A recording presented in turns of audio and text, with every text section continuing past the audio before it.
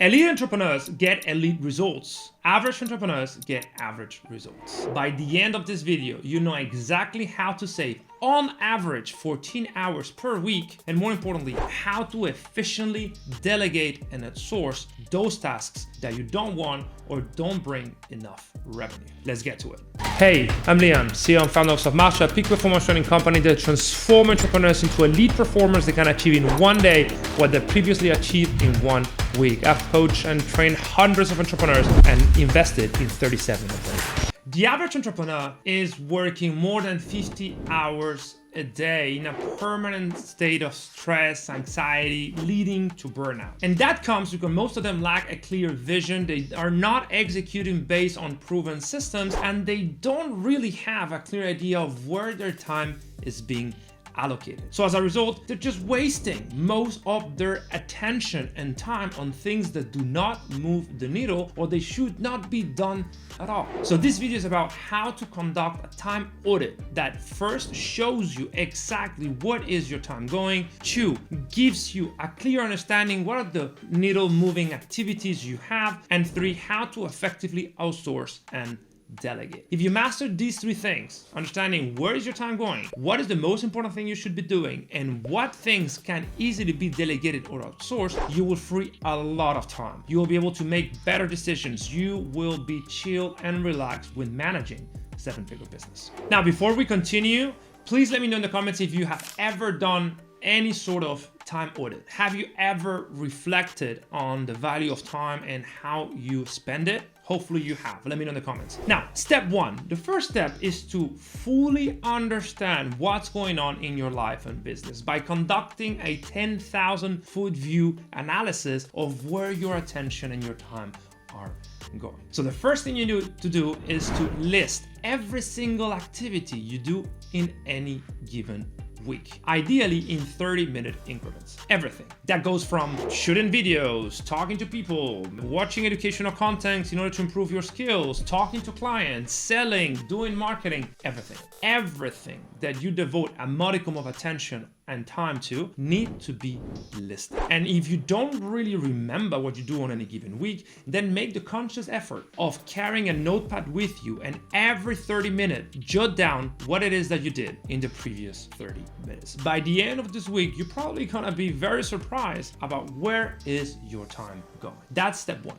Step 2 is putting a $ next to each activity, depending on the degree of leverage that each task is bringing to the table. There's 2 big leverage activities in any business. One are current money tasks, so things that are going to bring revenue now or very soon. That's a sales call, that is outreach, that can be signing a JV or partnership. Those are like current or near current money tasks. And future tasks can be creating a sales funnel, creating a new sales letter. It can even be hiring people that will be in charge of the marketing in the sales department. Those are future money tasks. List everything you do based on the amount of leverage they have, based on how close to the current money they are, right? So let's say that I am recording videos. How much leverage that is? Well, this kind of high leverage because this video will bring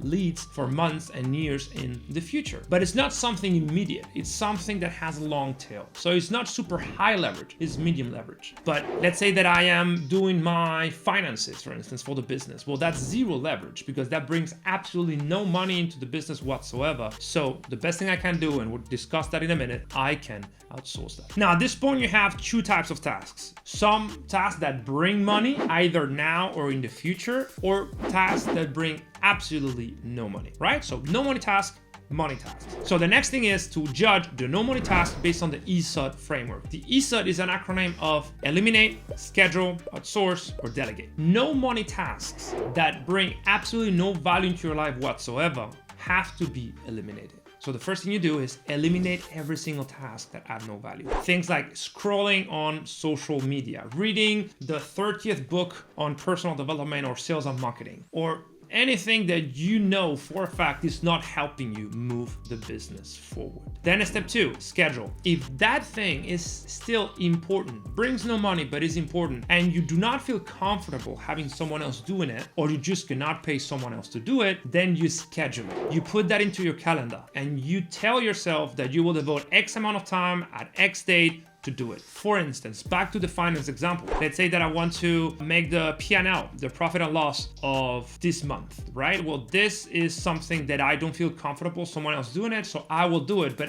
that will not take me more than half an hour on a Friday, for instance. I will schedule it with myself in order to do it. Third step is outsourcing. So let's say that we want to get a new lead list or our outreach. I don't want to be the one prospecting and getting qualified leads, nor do I want someone from my team to do it. I'd rather buy that list or pay someone else outside of the business to collect those leads for me. So that will be something that I can outsource. That is not immediately related to money, therefore that's not my priority. And then finally, delegate. If something is still important, I want it done in-house, but I don't want to do it myself, then I will have someone in my team do it, right?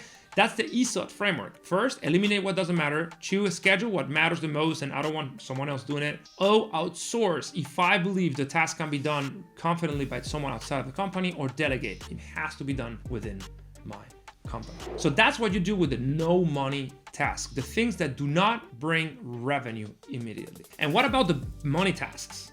Both the current money task and the future money task. Well, those are the highest priority. These are the things that I need to put my energy into. The more time I spend on high leverage tasks, the more money I will make in business. So what I do is I will create my schedule based on the leverage of the tasks that I have available to do. And the first thing I will schedule is the big leverage tasks, the things that are going to bring money soon. Now or very soon. And then I will go down by order of priority until I have run out of money tasks to be scheduled within my work week.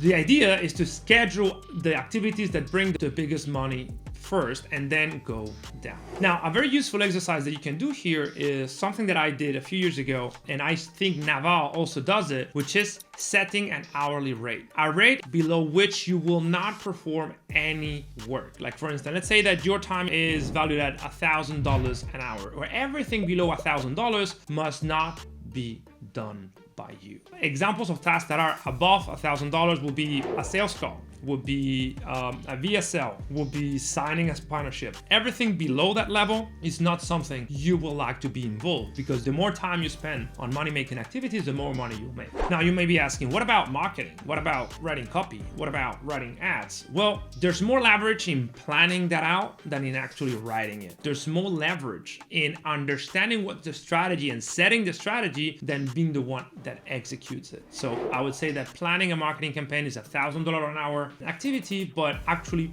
carrying it out, executing it, is more like $100 an hour. In any case, this video is about how to think of yourself as someone who is in charge of a machine. That machine has different parts that are interrelated, interconnected. And the more time you spend on the most important things, and you judge the importance of a task based on the amount of revenue it brings as soon as possible, the easier is going to be for you to make money. So in essence, audit your time, understand what is the money and no money task, prioritize the money task based on how immediate is the payoff, and order them in cascading order of importance.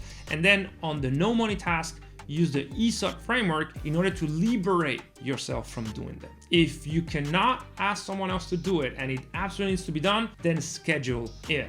But otherwise, find someone else within or outside of the company, or just eliminate it. If you truly become ruthless at this, let me tell you, you will start saving a lot of time. In fact, this is one of the exercises that we make our clients do right after they've started with the program, and they save about 14 hours per week within 1 week, because they start finding a lot of time they didn't know was available to them, because they were wasting their attention and their time on things that don't matter. So this is a foundational skill. I've never worked with someone who is at the 7-figure level or is currently approaching the 7-figure level, because we take people from 5 to 6 to 7 figures, that doesn't do that. And you need to perform this as often as you can. I do this at least once every 3 months to fully understand where is my time and my attention devoted to. Start doing this and you'll soon see incredible results in your business with much less time spent at work. See you in the next video.